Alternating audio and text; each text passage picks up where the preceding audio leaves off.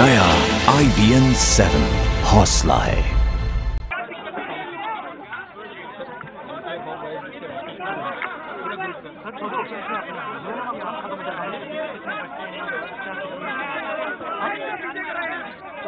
जो भी आपके आपने खरीदा देन आपका ना नमस्कार। हाँ तो कैसे करें भैया? अरे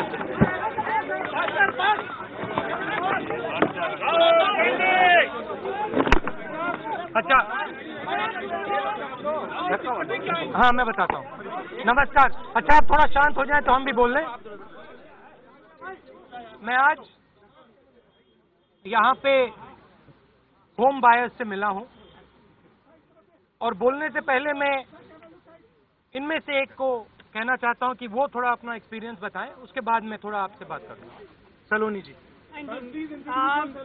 मेरा नाम सलोनी है और मैंने आरजी रेजिडेंसी में 2012 मई में बुक किया था अपना फ्लैट और इन्होंने मुझे बोला था कि 2000 दिसंबर के अंदर ये पोजीशन दे देंगे और आज तक इन्होंने कोई पोजीशन नहीं दिया है, ना ही वो पेनल्टी दे रहे हैं ना ही पोजीशन दे रहे हैं। I am paying the EMI as well as the rent, तो I am facing the problem क्योंकि जो बिल्डर जो है जो हमको सुनने को तैयार ही नहीं हो रहे हैं। तो ऐसे तकरीबन 100-200 लोगों से मैं मिला हूं और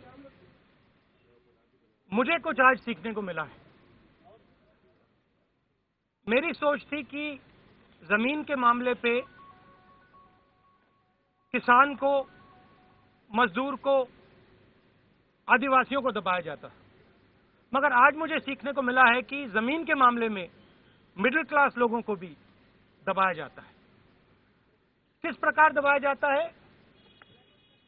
ट्रांसपेरेंसी को हटा के इनको कहा जाता है कि आपको इस दिन फ्लैट मिलेगा, सालों के लिए फ्लैट नहीं मिलता है। इनको कहा जाता है कि फ्लैट का एरिया, सुपर एरिया इतना होगा, सुपर डुपर एरिया इतना होगा, और अंत में जब फ्लैट मिलता है तो कुछ और मिलता है। इनको बताया जाता है कि आपके फ्लैट के सामने बहुत अच्छी व्यू होगी। अंदर मुझे एक कहानी बताई, कहा गया कि बहुत अच्छी व्यू होगी, फ्लैट दिए गए, कुछ महीने के लिए व्यू रही, उसके बाद एक बिल्डिंग आ गई उसके सामने, व्यू गायब हो गई। और अभी हमने जो बिल रखा था उसको छुपाकर सरकार खत्म करने की कोशिश कर रही है।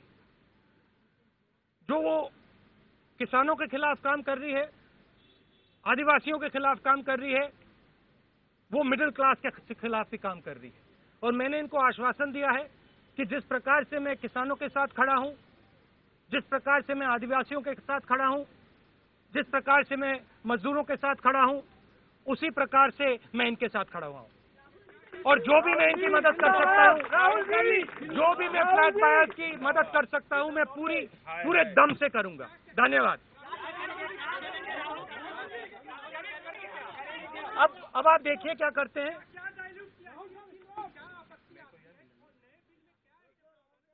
भैया मेन डाइल्यूशन ये है कि हमारे बिल में क्लियर ट्रांसपेरेंसी थी। कारपेट एरिया जो आपने साइन किया है वो आपको मिलना चाहिए। तो इन चीजों को उन्होंने डाइल्यूट किया है, प्रो बायर बना दिया, प्रो बायर था, प्रो बिल्डर बना दिया है। तो इन चीजों के खिलाफ हम खड़े हैं। धन्यवाद। Thank you.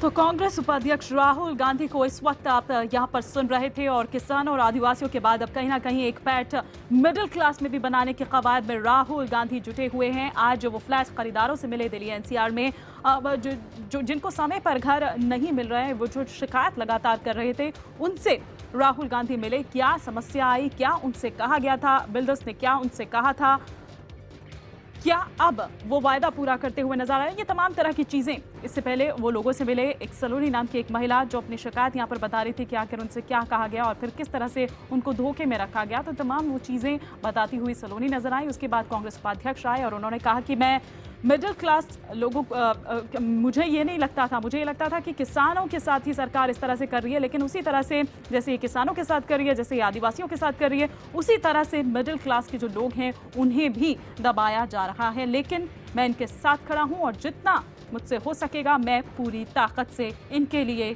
लड़ूंगा।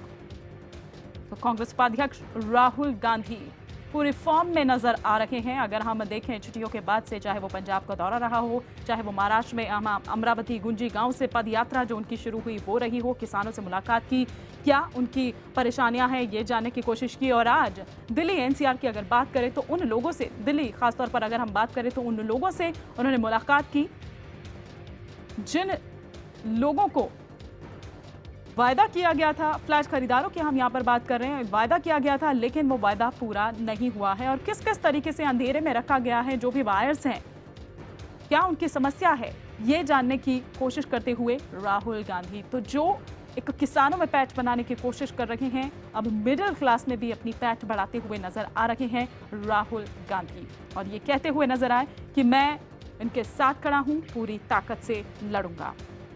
इस खबर पर और विस्तार से बातचीत के लिए हमारे सहयोगी अरुण सिंह हमारे साथ जुड़ चुके हैं। अरुण, किसानों के बाद, आदिवासियों के बाद अब मिडिल क्लास में अपनी एक पैठ बनाने के कवायद में जुटे हुए हैं राहुल गांधी।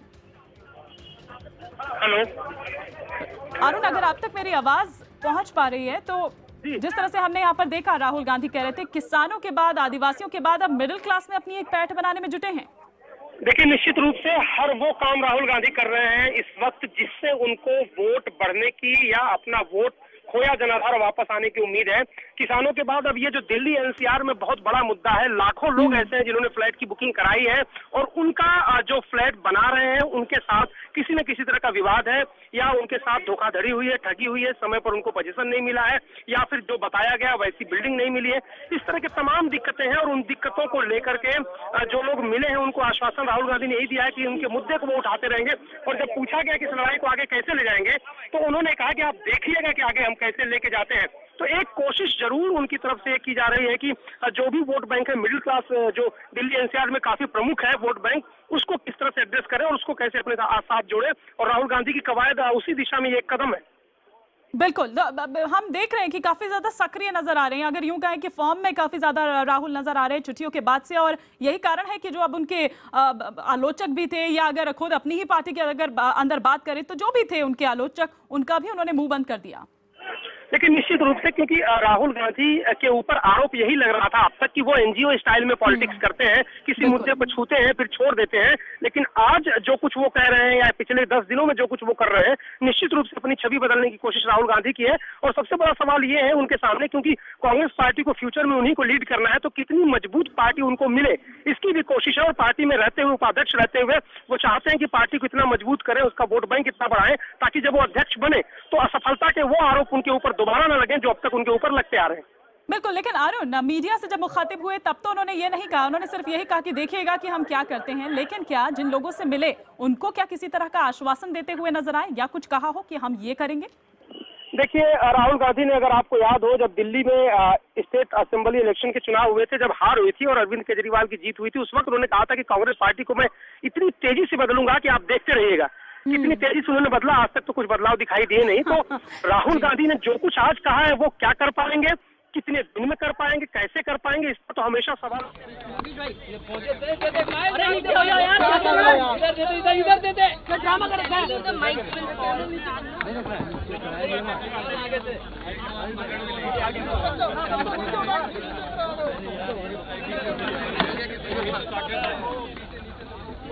जी सर, शुरू करें। और बच्चा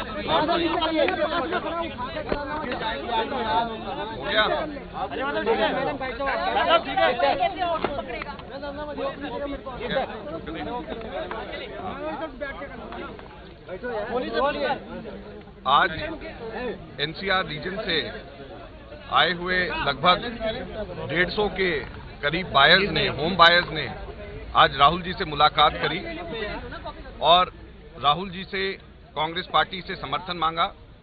रियल एस्टेट रेगुलेटरी अथॉरिटी के लिए जो बिल 2013 में कांग्रेस पार्टी और यूपीए राज्यसभा में लेकर के आई, उसके अंदर बीजेपी की सरकार ने 118 अमेंडमेंट्स करके उस बिल को, जिसका ध्येय ये था कि बिल्डर्स के सामने बायर्स जब अकेले पड़ जाते हैं तो बायर्स को प्रोटेक्शन दिया जाए, उसको ठीक उलट करके 118 अमेंडमेंट्स करके ये जो बायर्स को मदद करने की जो बिल होना चाहिए उसको बिल्डर्स को मदद करने का बिल बना दिया है।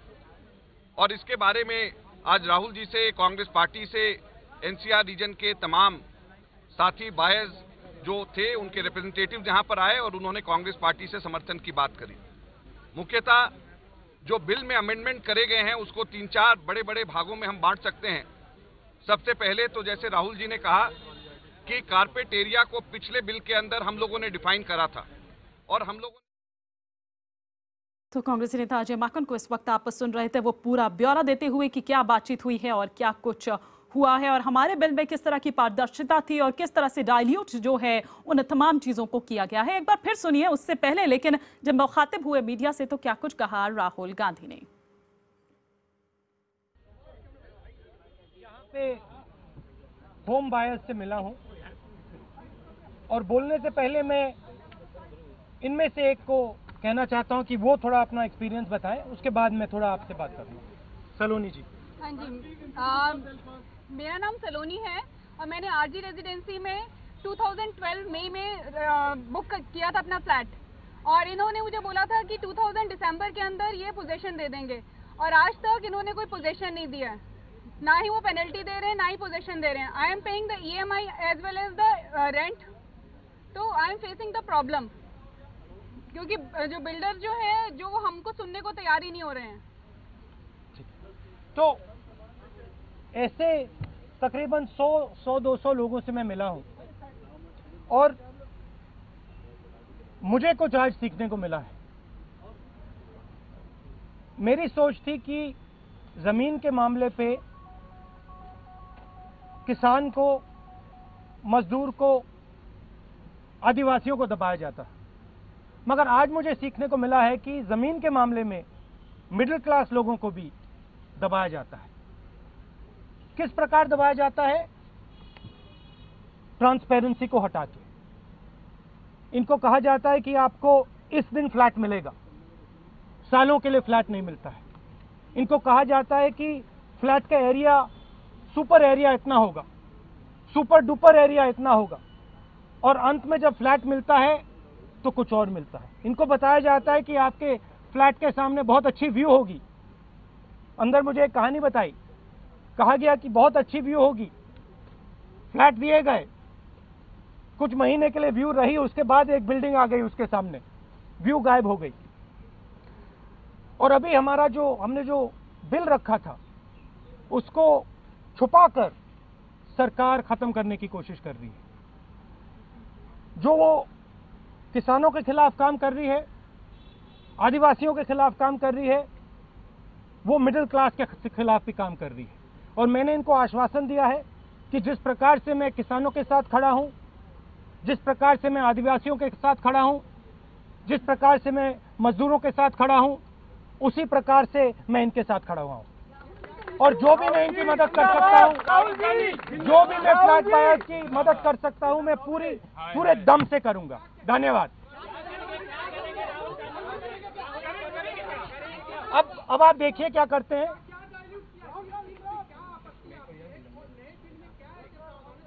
भैया, मेन डाइल्यूशन ये है कि हमारे बिल में क्लियर ट्रांसपेरेंसी थी।